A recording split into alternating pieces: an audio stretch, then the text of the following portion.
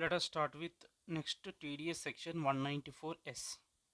ఈ 194Sని చదవాలి అనుకున్నప్పుడు మనం ఇంకో సెక్షన్ కూడా మనం కలిపి చదవాలి. అదేంటంటే సెక్షన్ 115BBH. ఈ 115BBH ఏం చెప్తుందంటే వర్చువల్ డిజిటల్ అసెట్స్ మీద ఇన్కమ్ వచ్చినప్పుడు దాని మీద మనం ట్యాక్స్ ఎలా చేయాలి, ట్యాక్స్ రేట్ ఎంత అని చెప్పేది ఎవరు 115BBH. అండ్ అదే వర్చువల్ డిజిటల్ అసెట్ మీద టీడీఎస్ ఎంత డిడక్ట్ చేయాలని చెప్పేది ఏంటి 194S. So first of all మనకి ఏం తెలియాలి వర్చువల్ డిజిటల్ అసెట్ అంటే ఏంటి. దీనికి నేను రెఫర్ చేసుకున్న మెటీరియల్ ఎవరిదంటే Bhanwar Borana sir material refer చేసుకుంటున్నాను. ఎందుకంటే నాకు ఈ కాన్సెప్ట్ మాత్రం అతుల్ అగర్వాల్ సార్లో అంత మంచిగా అనిపించలేదు నాకు.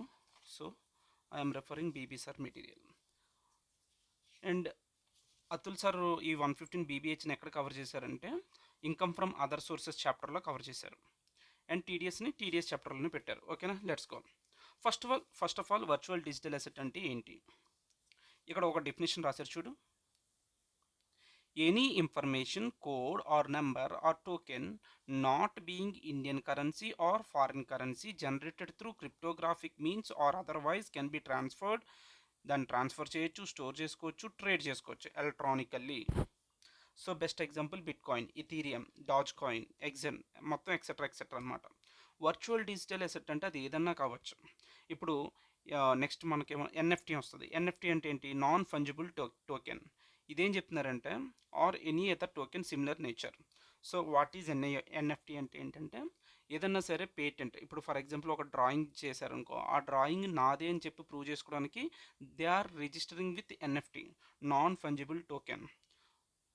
ఓకే, ఒక అది ఇంకా పేటెంట్ వాడిదే అనమాట. ఆ డ్రాయింగ్ కానీ ఒక ఆర్ట్ కానీ వాడిదే అని చెప్పి వాటికి రికగ్నైజ్ చేసి నాన్ ఫంజిబుల్ టోకెన్. ఇవి ఈవెన్ ఏమన్నారంటే ట్విట్టర్ ఉంది కదా, ట్విట్టర్లో ఫస్ట్ ట్వీట్ చేసినాడు ఒక ట్వీట్ చేశాడు. ఆ ట్వీట్ని ఏమన్నారంటే ఆడు దాన్ని ఎన్ఎఫ్టీ కింద రిజిస్టర్ చేయించుకున్నాడు. తర్వాత డేట్లో దాన్ని చాలా హై అమౌంట్కి సేల్ చేసుకున్నాడు. సో ఒక ట్వీట్ని కూడా అది ఎన్ఎఫ్టీ కింద రికగ్నైజ్ చేసుకొని దాన్ని ఎన్ఎఫ్టీ కింద ఏమంటారు అదే రిజిస్టర్ చేసుకొని ఫ్యూచర్లో అమ్ముకున్నాడు అనమాట. దీన్ని కూడా ఎన్ఎఫ్టీ అని అంటాం. Are any other digital asset as central government May notify. So ఇప్పుడు మనకు అర్థం కావాల్సింది ఏంటంటే ఎన్ఎఫ్టీ అంటే ఏమిటి అంటే అదొక virtual digital asset. Either it can be a Dogecoin, a bitcoin or some other. అది అన్ని ఎలక్ట్రానికల్గా ఉంచుకోవచ్చు, స్టోర్ చేసుకోవచ్చు, ట్రేడ్ చేసుకోవచ్చు, ట్రాన్స్ఫర్ చేసుకోవచ్చు. ఓకే, ఇంత సరిపోతుంది మనకి. సో ఇక్కడ మనం గుర్తుంచుకోవాల్సింది ఏంటంటే ఫారిన్ కరెన్సీ అమెరికా లైక్ ఒక ఫారిన్ కంట్రీలో ఒక కరెన్సీని నువ్వు వర్చువల్ డిజిటల్ అసెట్ కింద కన్సిడర్ చేయొచ్చా అంటే చేయకూడదు. అది దాని మీద చాలా ఇంపార్టెంట్ గుర్తుంచుకోవాలి. కరెన్సీ ఎప్పుడు కూడా వర్చువల్ డిజిటల్ అసెట్ అవ్వదు. ఓకే, ఇప్పుడు ఇది వర్చువల్ డిజిటల్ అసెట్. ఇప్పుడు దీని మీద short term capital gains, long term capital gains define చేయగలవా? చేయలేం. అసలు ఇక్కడ long term capital gain, short term capital gain అని ఉండదు. ఫ్లాట్గా వర్చువల్ డిజిటల్ అసెట్ అని తెలిస్తే దాన్ని ఎప్పుడైతే నువ్వు ట్రాన్స్ఫర్ చేసినప్పుడు ఇన్కమ్ గెయిన్ చేసుకున్నావో ఆ ఇన్కమ్ మీద డైరెక్ట్గా 30% ట్యాక్స్ కట్టడమే, ఇంకా నీకు వేరే ఆప్షన్ లేదు. ఓకే, అయితే ఇప్పుడు ఈ ఇన్కమ్ జనరేట్ చేసినప్పుడు నువ్వు కొన్ని ఎక్స్పెన్సెస్ ఇంకర్ అవుతావు కదా, ఆ ఎక్స్పెన్సెస్ని అలౌ చేస్తారంటే అలౌ చేయరు. ఏ ఎక్స్పెన్స్ కూడా అలౌ చేయరు. జస్ట్ నీకు ఇచ్చేది ఒకే ఒకటి అలౌ చేసేది ఏంటంటే కాస్ట్ ఆఫ్ ఎక్విజిషన్ మాత్రమే నీకు అలౌ చేస్తారు. ఫర్ ఎగ్జాంపుల్ నేను 1 lakh పెట్టి కొనుక్కున్నాను. ఓకే, దాని మీద కొనుక్కోవడానికి కొన్ని బయింగ్ ఎక్స్పెన్సెస్ ఇంకర్ అవుతాను, సెల్లింగ్ ఎక్స్పెన్సెస్ ఇంకర్, దాని తర్వాత ఫ్యూచర్లో ఏం చేస్తాను, దాన్నే నేను సేల్ చేస్తాను. అప్పుడు ఏం ఇంకర్ అవుతాను, సెల్లింగ్ ఎక్స్పెన్సెస్ ఇంకర్ అవుతాను. ఓకే, సమ్ ఎక్స్వైజెడ్ ఎక్స్పెన్సెస్ ఏదో ఒకటి చెప్తాడు. ఏ ఎక్స్పెన్సెస్ కూడా అలౌ చెయ్యము. మనం అలౌ చేసేది ఏంటంటే రేపొద్దున నేను దాన్ని 6 lakhs అమ్మాను అనుకో, cost of acquisition I can reduce. What is the cost of acquisition, ఎంత కొనుక్కున్నా 1 lakh తీసాను, ఇక్కడ ఎంత 5 lakhs. ఆ 5 lakhs మీద నేను ఏం చేయాలి, 115BBH కింద ఫ్లాట్గా 30% ట్యాక్స్ కట్టడమే. సో ఇప్పుడు మళ్ళీ నువ్వు అడగకూడదు కాస్ట్ ఆఫ్ ఎక్విజిషన్ మీద నువ్వు ఇండెక్సేషన్ తీసుకుంటావు అంటే అటువంటి ఏం ఉండవు నీకు. ఓకే, అది అక్కడ చెప్తారు చూడు. Any expenses, allowance or set off of any loss not allowed while calculating income on transfer of virtual digital asset except cost of acquisition of virtual digital asset. Okay, so ఇప్పుడు next నేను ఇంకో question అడుగుతాను. ఇప్పుడు నేను ఒక bit coin కొనుక్కున్నా. Okay, దాని మీద నేను ఈ ఇయర్లో 1 lakh ప్రాఫిట్ గెయిన్ చేశాను. అంటే కొన్నాను, సేల్ చేశాను, దాని మీద 1,00,000 గెయిన్ చేశా. నెక్స్ట్ నేనేం చేశాను, ఇంకో వర్చువల్ డిజిటల్ అసెట్ ఏం తీసుకోవచ్చు, డాజ్ కాయిన్ తీసుకోవచ్చు. డాజ్ కాయిన్ మీద నాకు 50,000 లాస్ వచ్చింది. Can I set off this loss against ఒక వర్చువల్ డిజిటల్ అసెట్లోంచి వచ్చిన ప్రాఫిట్ని ఇంకో వీడిఏతో నేను సెట్ ఆఫ్ చేసుకోవచ్చా లాస్ని అంటే అలా చెయ్యలేవు, అలా చేయడానికి వీలు లేదు. సేమ్ సెట్లో వచ్చిన లాస్ని కూడా నువ్వు అడ్జస్ట్ చేసుకోలేవు.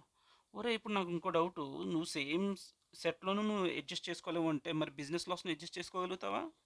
చేయలేవు. బిజినెస్ లాస్ని అడ్జస్ట్ చేయలేవు, హౌస్ ప్రాపర్టీ లాస్ని అడ్జస్ట్ చేయలేవు, other income from other source లాస్ని, ఏ లాస్ని కూడా నువ్వు అడ్జస్ట్ చేయలేవు. అంటే వాళ్ళు ఏం చేస్తున్నారంటే ఇండైరెక్ట్గా దాన్ని డిస్కరేజ్ చేస్తున్నట్టు కనబడుతుంది నాకైతే. అంతే కదా. ఇప్పుడు వర్చువల్ డిజిటల్ అసెట్లో వచ్చిన ప్రాఫిట్ని నువ్వు ఏ లాస్తో కూడా సెట్ ఆఫ్ చేయడానికి లేదు. సో ఫ్యూచర్లో దాన్ని క్యారీ ఫార్వర్డ్ చేసుకోవడం కూడా నీకు లేదు కదా.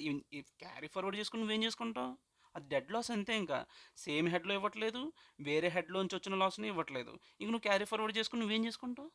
So you can't, waste. అదే చెప్తున్నాను చూడు, loss on transfer of virtual digital asset not allowed to set off against any other income against any other income. ఇందులోంచి వచ్చిన లాస్ని నువ్వు వేరే ఏ హెడ్లోని నువ్వు ఎనీ అదర్ ఇన్కమ్తో నువ్వు సెట్ ఆఫ్ చేయలేవు. అలాగే వేరే హెడ్ నుంచి ఇప్పుడు హౌస్ ప్రాపర్టీలో లాస్ వచ్చింది, దాన్ని అడ్జస్ట్ చేయగలవా, చేయలేవు. బిజినెస్ లాసు అడ్జస్ట్ చేయలేవు. సో ఏ లాస్ని కూడా అడ్జస్ట్ చేయలేవు. And also assessee cannot forward such losses, assessee ఫ్యూచర్కి ఫార్వర్డ్ చేయలేడు. ఓకే, ఇది తెలిస్తే మనకు ఆల్మోస్ట్ అయిపోయినట్టే. ఇంక ఇదంతా మనం చదవగానే ఎన్ఈఎఫ్టీ షాల్ నాట్ ఇది ఇంకో పాయింట్ ఉంది చూడు, ఫోర్త్ పాయింట్.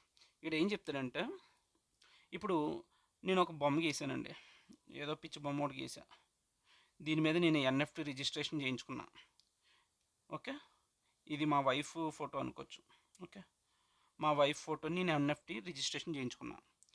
ఇది ఏం చేశాను, ఎవడన్నా ఇది కొనుక్కుంటే, నాకు పెద్ద బంగ్లా ఉంది, ఆ బంగ్లాని ఇచ్చేస్తా.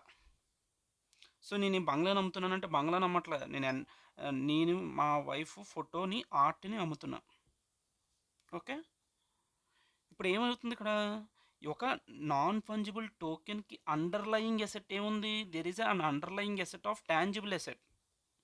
అది సో ఇది ట్రాన్స్ఫర్ అయితే ఇప్పుడు ఈ అండర్లయింగ్ ఎసెట్ని కూడా నువ్వు వర్చువల్ డిజిటల్ ఎసెట్ కింద ట్రీట్ చేయొచ్చా అంటే చెయ్యకూడదు.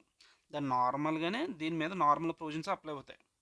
వర్చువల్ డిజిటల్ అసెట్ కింద రికగ్నైజ్ చేయకూడదు. అదే చెప్తున్నాడు చూడు, ఒక్కసారి చూడు. ఈ NFT shall not include, A NFT కింద నువ్వు చెప్పకూడదంటే ఏ NFT who's transfer results in transfer of ownership underlying tangible asset and the transfer of ownership of such underlying tangible asset is legally enforceable. First of all ఇది ఏదైతే ఉందో, ఇది మా photo అన్నాను కదా, art అన్నాను కదా, ఫస్ట్ ఆఫ్ ఆల్ దీన్ని ఎన్ఎఫ్టీ కింద అనరు. ఎందుకంటే దానికి ఒక అండర్లయింగ్ టాంజిబుల్ అసెట్ ఉంది కాబట్టి this will not become the NFT. So ఈ టాంజిబుల్ అసెట్ని లీగల్గా ఎన్ఫోర్సబుల్ అవుతుంది.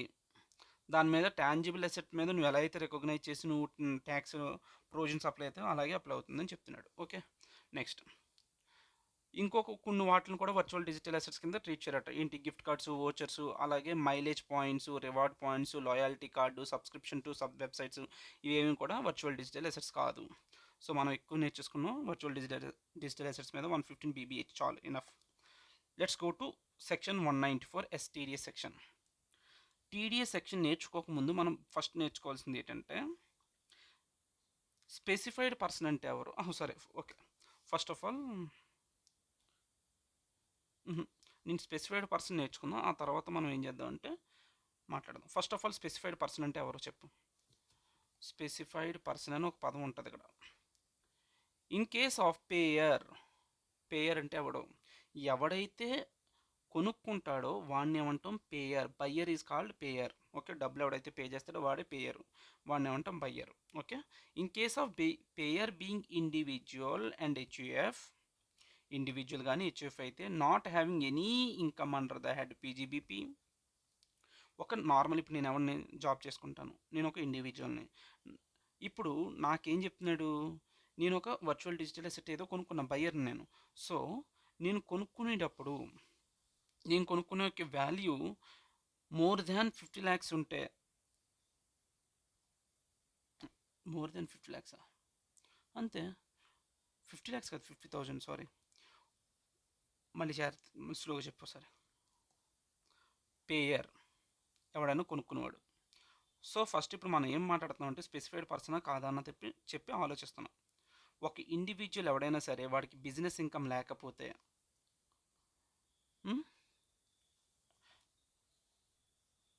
బిజినెస్ ఇన్కమ్ లేదు, అప్పుడు వాడి థ్రెషోల్డ్ లిమిట్ ఎంత అంటే 50,000. ఒకవేళ బిజినెస్ ఉంది బట్ దాని టర్న్ ఓవర్ కానీ 1 crore దాటకపోతే డస్ నాట్ ఎక్సీడ్ 1 crore అయితే వాడికి థ్రెషోల్డ్ లిమిట్ ఎంత అట 50,000. ఒకవేళ ఒక ప్రొఫెషన్లో ఉన్నాను, ఇటు ప్రొఫెషన్లో వచ్చినప్పుడు వాడి గ్రాస్ రిసీట్స్ 50 ల్యాక్స్ దాటట్లేదు అనుకో, అప్పుడు కూడా వాడి థ్రెషోల్డ్ లిమిట్ ఎంత 50,000. అంటే నీ థ్రెషోల్డ్ ఎందుకు చెప్తుందంటే కన్సిడరేషన్ అనేది ఆ అమౌంట్ దాటిన తర్వాత మనం టీడీఎస్ వసూలు చేస్తాం. Up to that point we don't deduct TDS. Okay, so ఇక్కడ ఏం చెప్తుందంటే నార్మల్ జనరల్ కేసెస్లో any person other than specified person అయితే, ఒకవేళ నువ్వు స్పెసిఫైడ్ పర్సన్ కాదు అనుకో, అప్పుడు నీకున్న థ్రెషోల్డ్ లిమిట్ ఎంత అంటే 10,000. అదే నువ్వు స్పెసిఫైడ్ పర్సన్ అయితే, ఆ స్పెసిఫైడ్ పర్సన్ అంటే ఎవడు, నువ్వు ఒక ఇండివిజువల్ హెచ్ఎఫ్ అయి ఉండి, లేదంటే నీకు ఏ బిజినెస్ ఉండకూడదు. ఒకవేళ నీకు బిజినెస్ ఉన్నా దాని యొక్క టర్న్ ఓవర్ ఆర్ ప్రొఫెషన్ నుంచి వస్తున్న gross receipts 1 crore or 50 lakhs exceed అవ్వకపోతే వాడిని ఏమంటాం, స్పెసిఫైడ్ పర్సన్ అంటాం. ఈ స్పెసిఫైడ్ పర్సన్కి ఇచ్చిన లిమిట్ ఎంత 50,000. 50,000 దాటి నువ్వు ఏమన్నా కన్సిడరేషన్లోకి ఎంటర్ అయితే వర్చువల్ డిజిటల్ అసెట్స్లో buyer has to deduct 1% TDS. Okay, ఇప్పుడు మళ్ళీ ఇక్కడికి వచ్చాం. నేచర్ ఆఫ్ పేమెంట్ ఏంటి, consideration for transfer of virtual digital asset. ఇప్పుడు for example Ram is there and Uttej is there. ఇక్కడ మనం ఆల్రెడీ ఎగ్జాంపుల్ వేసుకున్నాం, మాట్లాడతాం అక్కడికి వెళ్ళాక. వెయిట్ చే. పేర్ అంటే ఎనీ పర్సన్, పేయి మాత్రం ఖచ్చితంగా రెసిడెంట్ పర్సన్ అయ్యి ఉండాలి. పేయి అంటే ఎవరు, అమ్మేవాడు, సెల్లర్ ఈజ్ కాల్డ్ పేయి, వాడు ఖచ్చితంగా రెసిడెంట్ అయి ఉండాలి. ఓకే, సో ఇంకేమైనా ఉందా ఇందులో చెప్పడానికి, with consideration for times only kind, అది తర్వాత చెప్తాను. సో ఇప్పుడు మనకి మెయిన్ ఏం తెలియాలంటే వర్చువల్ స్పెసిఫైడ్ పర్సన్ అంటే ఎవరు, నాన్ స్పెసిఫైడ్ పర్సన్ అంటే ఎవరు అర్థమైంది కదా. సో ఎందుకు కావాలి స్పెసిఫైడ్ నాన్ స్పెసిఫైడ్, స్పెసిఫైడ్ వాళ్ళకి ఎంత లిమిట్, థ్రెషోల్డ్ లిమిట్ 50,000, మిగిలిన అందరికి కూడా జస్ట్ 10,000 మాత్రమే. ఫర్ ఎగ్జాంపుల్ ఇక్కడ ఒక ఎగ్జాంపుల్ రాసుకున్నాను చూడు. ఏంటంటే ఇది ఏమైంది, ఇది స్టక్ అయిపోయింది. ఇప్పుడు ఒకసారి ఎగ్జాంపుల్ చెప్తాను చూడు. ఉత్తేజను ఒకడు ఉన్నాడండి, వాడు ఏం చేస్తున్నాడంటే చికాగో సుబ్బారావు దగ్గర ఒక బిట్ కాయిన్ కొనుక్కుంటున్నాడు. దాని కన్సిడరేషన్ ఎంత ఇస్తున్నాడు, 17 ల్యాక్స్ ఇస్తున్నాడు.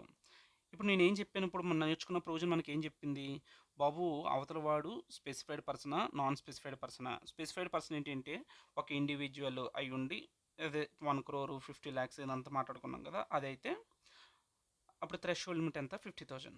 సో వీడి 50,000 కన్సిడరేషన్ ఎంత పే చేస్తున్నాం ఇప్పుడు వాడికి 17 ల్యాక్స్, అంటే 50,000 ఎక్సీడ్ అయిపోయింది కాబట్టి వాడికి 1% టీడీఎస్ డిడక్ట్ చేయాలి పే చేసేటప్పుడు. సో 17 ల్యాక్స్ మీద 1% అంటే 17,000. ఈ 17,000 మైనస్ చేసి we have to pay 16,83,000 to the Chicago Subbarao. ఎప్పుడు ఈ చికాగో సుబ్బారావు ఇండియాలో ఉంటేనే వీడికి ఈ సెక్షన్ అప్లికబుల్ అవుతుంది. ఎందుకు, ఇది ఇండియన్ రెసిడెంట్ అయి ఉండాలి కదా, వీడు రెసిడెంట్ అవ్వాలి. వీడు ఈసారి చికాగో సుబ్బారావు ఇంకెప్పుడో జమానా కాలంలో వెళ్ళిపోయి అమెరికాలో సెటిల్ అయిపోయాడు. సో ఇప్పుడు ఏమైతే వీడు ఇండియన్ అవడు, ఫారిన్ అవుతాడు. ఫారినర్ మీద ఇప్పుడు 194S అనేది అప్లై చేయొచ్చు అంటే ఇట్ వోంట్ అప్లై, 194S అనేది అప్లికబుల్ కాదు. ఓకే, నెక్స్ట్ ఇంకోటి ఏం మాట్లాడాలి ఇందులో, ఇంకా చాలా ఉంటాయి ఇందులో పాయింట్లు. ఇప్పుడు ఇది ఇంకోటి ఏంటి ఏం చెప్పాలి, ఇంకా చాలా ఉన్నాయి. 24 QE ఉంటుంది, అదంతా ఇక్కడ చూసారు కదా. Okay come. సో మనం ఒక ఎగ్జాంపుల్తో చూసాం కదా. నెక్స్ట్ ఏంటి, in this case payer not required to obtain TAN and section 206AB also not applied. 206AB అంటే ఏంటి? ఎవడైతే టీడీఎస్ డిడక్ట్ చేయాలో వాడు రిటర్న్ ఆఫ్ ఇన్కమ్ ఫైల్ చేయకపోతే twice the tax rate or 50,000 whichever is higher they need to deduct అని చెప్పి ఉంటుంది కదా ప్రొవిజన్ 206ఏబిలో. సో ఆ ప్రొవిజన్ వీడికి అప్లికబుల్ కాదు, వీడికి ట్యాన్ ట్యాన్ కూడా అక్కర్లేదు. ఓకే, నెక్స్ట్ ఏం చెప్తున్నాడు? If the consideration for transfer of virtual digital asset is only in kind or in exchange of other VDA or it's partly kind or partly in cash and the cash balance is not sufficient enough to meet the TDS liabilities, the payer shall release consideration only after ensuring that the tax is paid on such consideration. అసలు ఏం చెప్తున్నాడు ఇక్కడ అంటే, ఇప్పుడు for example ఇప్పుడు Chicago Subbarao నాకు ఏం చేస్తున్నాడు, బిట్కాయిన్ ఇస్తున్నాడు. నేను కన్సిడరేషన్ లోపల నేను ఏమిస్తున్నా, కార్ ఇస్తున్నా. సో వర్చువల్ డిజిటల్ అసెట్లో సేల్ జరుగుతున్నప్పుడు ఇక్కడ ఏం జరుగుతుంది, మనీలో వెళ్ళట్లే. అప్పుడు టీడీఎస్ ఎలా వసూలు చేస్తావు అంటే, ఈ బయ్యర్ ఎవడైతే ఉన్నాడో వాడు he should make sure consideration release చేయకముందు ఈ సెల్లర్ ఎవడైతే ఉన్నాడో వాడు ఎయిదర్ టీడీఎస్ ఎంతైతే అవుతుందో ఆ టీడీఎస్ అమౌంట్ డైరెక్ట్గా వీడికి ఇచ్చేసి, బాబు నువ్వు కట్టుకో అని చెప్పి చెప్పాలి టీడీఎస్ అమౌంట్. అప్పుడు మాత్రం వీడి కన్సిడరేషన్ రిలీజ్ చేయాలి. లేదు అంటే ఈ సెల్లర్ ఏం చేయాలి, వాడే అడ్వాన్స్ ట్యాక్స్ కింద గవర్నమెంట్కి పే చేసి ఆ రిసీటు ఈ ఉత్తేజ్ గడికి ఇస్తే ఆ ఉత్తేజ్ అది చెక్ చేసుకున్న తర్వాతే కన్సిడరేషన్ పే చేయాలి అని చెప్తున్నాడు. నెక్స్ట్ ఏం చెప్తున్నాడు? If the provision of section 194O and 194S both apply then TDS deducted under section 194S. ఏం చెప్తున్నాడు? 194O అంటే ఏంటి? అదే ఆన్లైన్ ప్లాట్ఫామ్ మెయింటైన్ చేసిన వాళ్ళు ఉంటారు కదా, వాళ్ళ మీద అప్లై అయ్యేది 194O. ఒకవేళ ఈ రెండు అప్లై అయితే so you should go with 194S అని చెప్తున్నాడు. ఇక్కడ చూడు, ఇది ఇంపార్టెంట్. ఒకవేళ 194S అనేది ఒక స్పెసిఫైడ్ పర్సన్ మీద అప్లికబుల్ అయితే వాడు ఏం చేయాలి, టీడీఎస్ అనేది within 30 days from the end of the month in which TDS deducted along with the statement in the form 26QE ఏం చేయాలి, ఇండివిజువల్ బయర్ ఎవడైతే ఉన్నాడో టీడీఎస్ డిడక్ట్ చేసి ఆ అమౌంట్ని విత్ ఇన్ 30 days డిడక్ట్ చేసిన ఆ మంత్ ఎండ్ నుంచి 30 daysలో నువ్వేం చేయాలి, గవర్నమెంట్కి పే చేయాలి.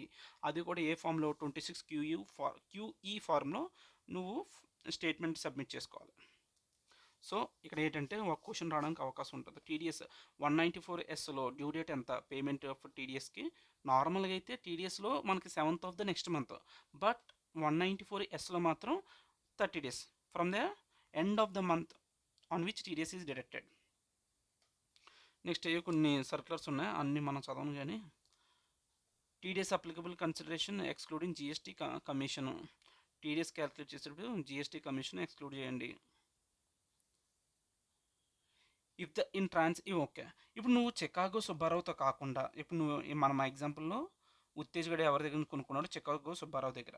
బట్ అలా కాకుండా ఒక వ్యాజిరెక్స్ అనేది ఒక వెబ్సైట్ ఉంటుంది, ఇది ఒక ప్లాట్ఫామ్, ఆన్లైన్ ప్లాట్ఫామ్. వాళ్ళ దగ్గర కొనుక్కుంటున్నావు అనుకో, వాళ్ళకి నువ్వు పే చేసేటప్పుడు నువ్వు టీడీఎస్ డిడక్ట్ చేయాలా? అక్కర్లేదు. In transaction payment made using payment gateway, then payment gateway not required to deduct TDS under section 194S. వాళ్ళకి నువ్వు పేమెంట్ గేట్ వాళ్ళకి ఏమైనా పే చేసేటప్పుడు నువ్వు టీడీఎస్ డిడక్ట్ చేయాల్సిన అవసరం లేదు. 194Q not applicable when TDS under section 194S. 194S వాడేటప్పుడు 194Q అనేది అప్లికబుల్ కాదు అట. నెక్స్ట్ ఉంది, if the transaction took place outside the exchange then buyer required to deduct TDS from of the seller. ఒకవేళ ఇది WazirX అనేది ఏంటి, online platform, okay, exchange platform. ఇలా ఎక్స్చేంజ్ ప్లాట్ఫామ్ కాకుండా ఒక ఇండివిజువల్ పర్సన్ దగ్గర నువ్వు కొనుక్కున్నప్పుడు బయ్యర్ ఎవడైతే ఉన్నాడో వాడు ఖచ్చితంగా టీడీఎస్ డిడక్ట్ చేయాలి. ఓకే, అంతే, ఇంక చాలు. So now will go and solve few questions on this topic. ఇది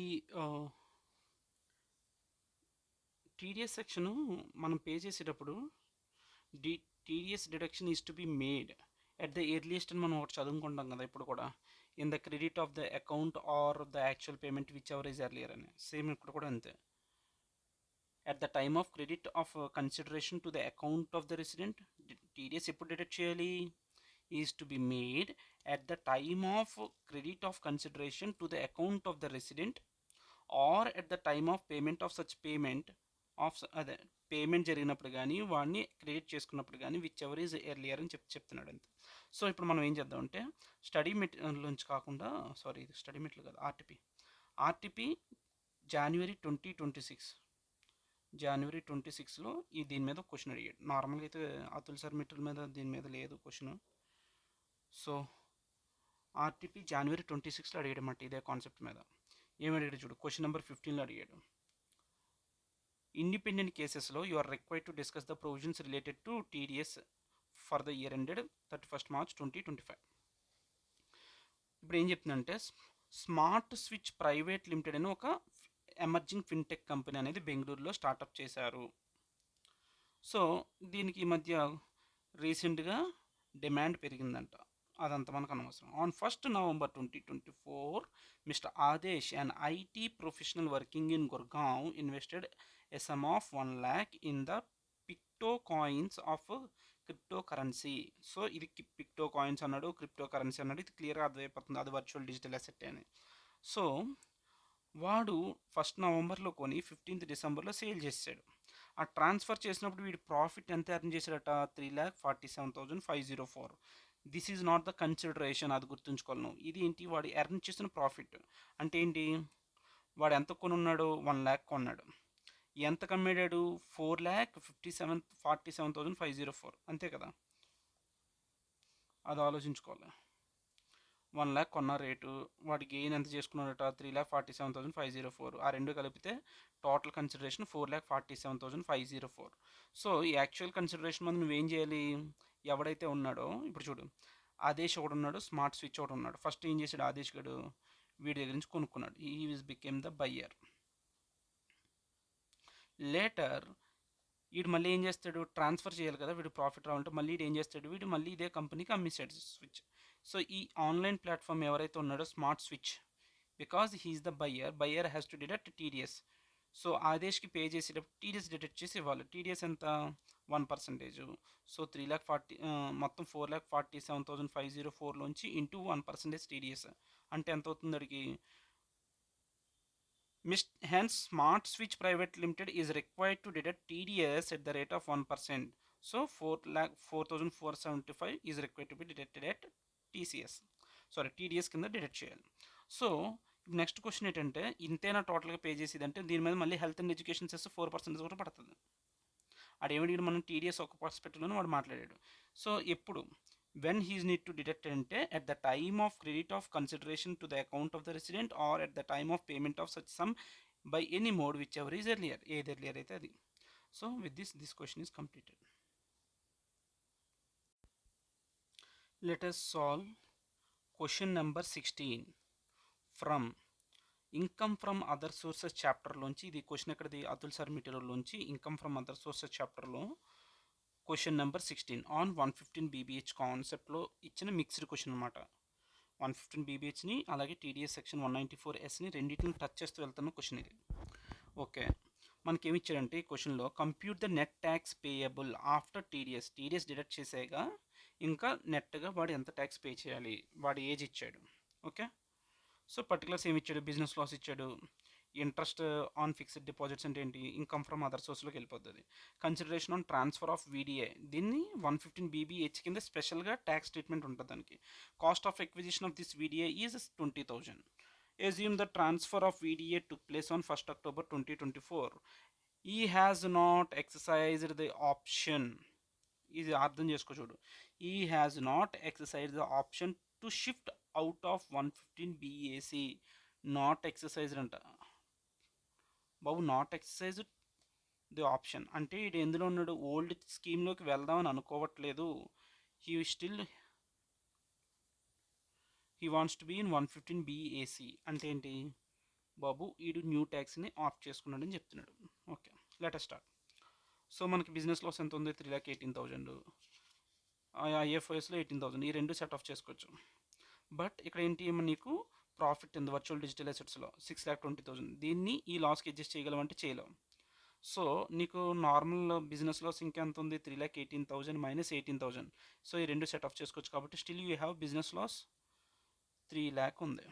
వర్చువల్ డిజిటల్ అసెట్ ఎంత ఉంది, 6,20,000 ట్రాన్స్ఫర్ చేసినప్పుడు మనకు వచ్చిన డబ్బులు 6,20,000. దాంట్లోంచి ఏం తీసేయచ్చు, 6,20,000లోంచి కాస్ట్ ఆఫ్ ఎక్విజిషన్ మైనస్ చేసే, అంటే ఎంత వచ్చింది 6,00,000. ఈ 6,00,000 నువ్వేం చేయాలి చెప్పు. ఈ 6,00,000 మీద ఫ్లాట్గా 30% 115 బీబీహెచ్ కింద కట్టేయాలి. ఆ 30% plus health and education cess కూడా పడుతుంది కదా, ప్లస్ 4%, అంటే ఎంత 31.2%. నీకు ఎంత టోటల్గా వర్చువల్ డిజిటల్ అసెట్కి నువ్వు కట్టాల్సింది 1,00,000 ట్యాక్స్, 1,87,200 నువ్వు పే చేయాలి. అంటే చూడు, 6,20,000 ప్రాఫిట్లో 1,87,200 ట్యాక్స్ అయిపోతుంది. Okay, next. అయితే ఇప్పుడు మనం 115 బీబీహెచ్ పాయింట్ ఆఫ్ వ్యూలో మాట్లాడు, మరి 194 ఎక్కడ వస్తుందని ఆలోచించావా? ఏమవుతుంది ఇప్పుడు, ఎవడైతే ట్రాన్స్ఫర్ చేశాడో, ఇప్పుడు నేను ఉన్నానండి, నా దగ్గర ఉన్న వర్చువల్ డిజిటల్ అసెట్ వ్యాజిరెక్స్కి దేనికో అమ్మేశాను, అండ్ నాకు ఎంత ఇచ్చాడు 6,20,000 పే చేసేటప్పుడు వాడు ఏం చేయాలి, దీని మీద 194S 194S కింద 1% టీడీఎస్ డిడక్ట్ చేయాలి. అంటే ఎంత, 6,20,000 మీద 1% ఎంత, 6,200. సో నాకు ఇవ్వాల్సిన 6,20,000లో 6,200 డిడక్ట్ చేసి మిగిలిన అమౌంట్ ఇవ్వాలి నాకు. ఓకే, అయితే ఇప్పుడు నేను ఫైనల్గా నేను ట్యాక్స్ ఎంత పే చేయాలి గవర్నమెంట్కి, 1,87,200 కదా. ఆల్రెడీ నాకు టీడీఎస్లో నేను ఎంత కట్టేసాను, 6,200 కట్టేసాను కదా. సో మిగిలిన అమౌంట్ మాత్రమే నేను గవర్నమెంట్కి పే చేయాలి. సో అదే ఇక్కడ చేసాడు చూడు, 194S కింద 1% టీడీఎస్ డిడక్ట్ చేయాలి. అదంతా 6,20,000 మీద 1% 6,200 టీడీఎస్ డిడక్ట్ చేసాడు. క్లియర్. నెక్స్ట్ క్వశ్చన్ చూద్దామా. Next question number 17 from Atul sir material. Income from other sources chapter నుంచే మనం సాల్వ్ చేస్తున్నాం. ఇది నాకు మంచిగా అనిపించింది క్వశ్చన్, సింపుల్ క్వశ్చనే కానీ బట్ కాన్సెప్ట్లో కొంచెం బెటర్ క్లారిటీ వస్తుంది. ఏం చెప్తున్నాడు ఈ క్వశ్చన్లో, compute the net income tax payable after TDS. ఎవరికి, మిస్టర్ సిద్ధార్థ్. ఈ మిస్టర్ సిద్ధార్థ్ ఏజ్ ఎంతట, 24 years. Who has the following income. Okay, salary income ఉందంట వీడికి 8,40,000. Salaried income 8,40,000. Interest on savings bank account with Axis bank ఎంత, 12,000. సో వీ రెండింటిని కలిపితే ఎంత, tax payable by mister Siddharth అని. ఫస్ట్ ఆఫ్ ఆల్ ఆడు ఎందులో ప్రిపేర్ చేయాలి, వాడికి mister Siddharth has not exercised the option to shift out of section 115 BAC. What does that mean? That mean he opting new scheme. వీడు new scheme తీసుకున్నాడు, సరే. Ignore the TDS on income other than VDA. Okay, సరే. ఇప్పుడు మనోడికి ఎంత ఉంది, 8,50,000 12,000. So రెండు కలిపితే ఎంత వచ్చింది, టోటల్ ఇన్కమ్ అదర్ దాన్ వీడిఏ ఎంత, 8,52,000. Okay, clear. Consideration received on transfer of virtual digital asset to mister harsh ఎంత, 50,000. సో ఇది కూడా అదర్ ఇన్కమే కదా, ఇన్కమ్ ఫ్రమ్ అదర్ సోర్సెస్లో మనం ఇన్కమ్ ఫ్రమ్ వీడియో అని రాసుకుంటాం, ఎంత, 50,000. సో దాంట్లోంచి ఏది మైనస్ చేయాలి, cost of acquisition I can minus, right. So I reduced 5,000 reduce చేసాం. సో మిగిలింది 45,000. వాటికి టోటల్ ఇన్కమ్ ఇంత చూపించాం. ఈ టోటల్ ఇన్కమ్ మీద మనం ఏం చేస్తాం ఇప్పుడు, ఇన్కమ్ ట్యాక్స్ క్యాల్కులేట్ చేయాలి. సో మనం ఏం చేస్తాం, ఇందులో 45,000 పక్క తీసే, మిగిలినంత ఎంత, 8,97,000 minus 45,000 gives me 8,52,000. ఈ 8,52,000కి నువ్వు స్లాబ్ రేట్స్లో చేయాలి ట్యాక్స్. ఫస్ట్ 3 lakhsకి నిల్లు, నెక్స్ట్ ఎంత ఉంది, అప్ టు 7 lakhs కాబట్టి మిగిలిన బ్యాలెన్స్ ఎంత,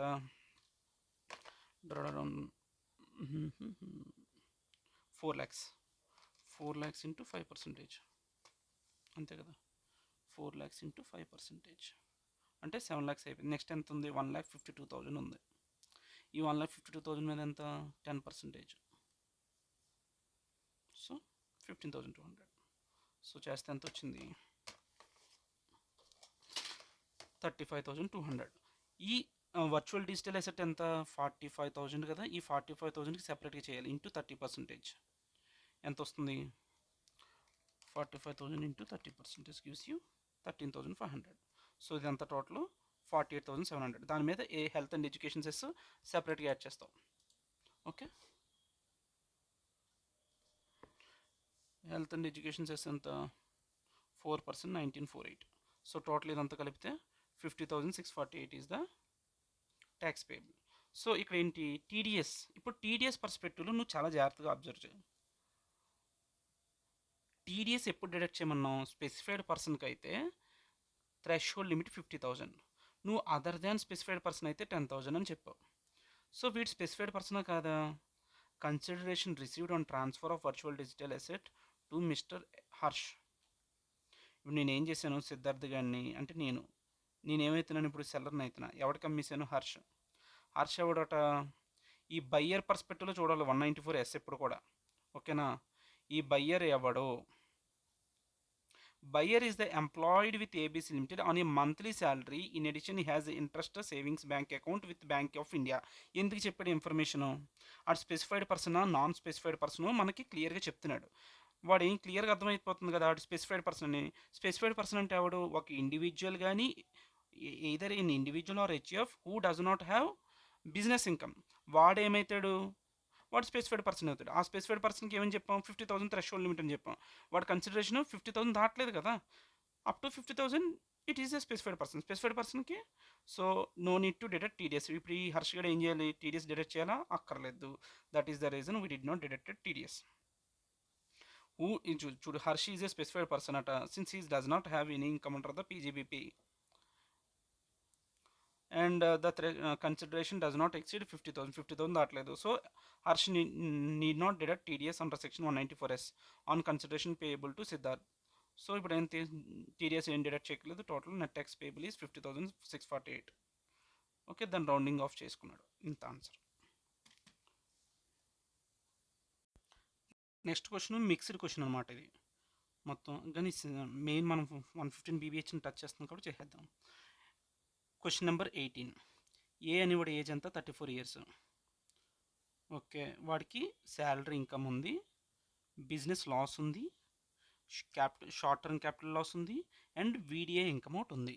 మనల్ని ఏమడిగాడు, you are required to compute the total income of mister A assuming he has exercised the option to shift out of the default tax regime 115 BAC.